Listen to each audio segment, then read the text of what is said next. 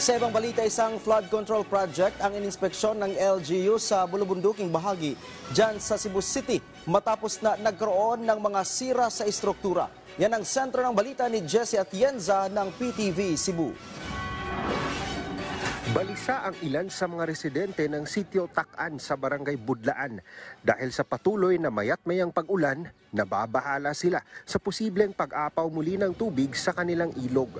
Pero ang mas ikinababahala nila ay ang isang flood control project na imbes na magbigay ng proteksyon sa kanila ay nauna pang nagkaroon ng sira sa iba't ibang bahagi ng istruktura.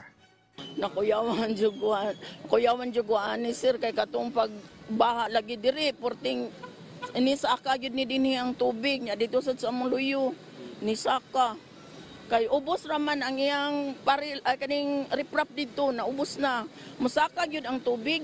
Ayon sa inisyal na inspeksyon ng LGU ng Cebu City at ng Department of Engineering and Public Works, lumalabas na hindi matibay ang pagkakagawa ng istruktura kaya't may mga bahagi itong bumigay na.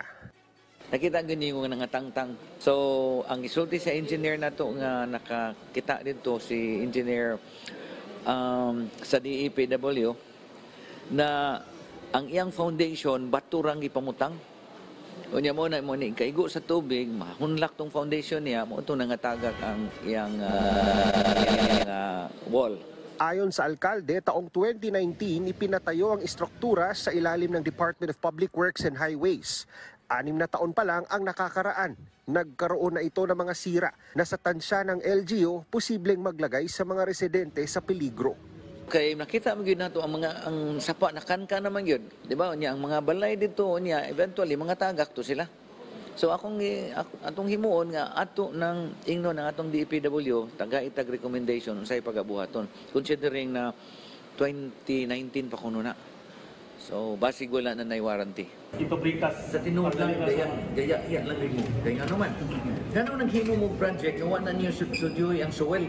Hindi na iwasang maglabas ng sama ng loob ng alkalde sa DPWH sa isang pagpupulong kasama mga engineers ng DPWH at mga kontraktor. Ito'y para tanungin tungkol sa mga proyektong hindi pa natatapos sa Cebu City na nakakadagdag din sa takbo ng trapiko. Pagtitiyak naman ng district engineer, nakamonitor sila sa lahat ng infra at road projects at walang ghost projects sa lungsod. Yung sa amin po, hindi ko lang din pero yung sinabit namin sa Pangulo and sa Secretary, nandun po yung all projects from 2022 to 2025. Hindi ko lang maibanggit yung exact numbers pero nag-comply na po tayo sa hiningi ng Pangulo regarding sa ginagawang investigation sa flood control. So, lahat naman po ng projects sa Cebu City is nandyan at yung iba is ongoing, lalo yung 2024-2025. So, rest assured po, wala po tayong doon sa binabanggit na issue. Accounted lang. Yes po, accounted naman lahat. Walang ghost project. Wala po tayong ghost project. Sa part lang po ng Cebu City po, no? Mula sa PTV Cebu, Jessie Atienza para sa Pambansang TV sa Bagong Pilipinas.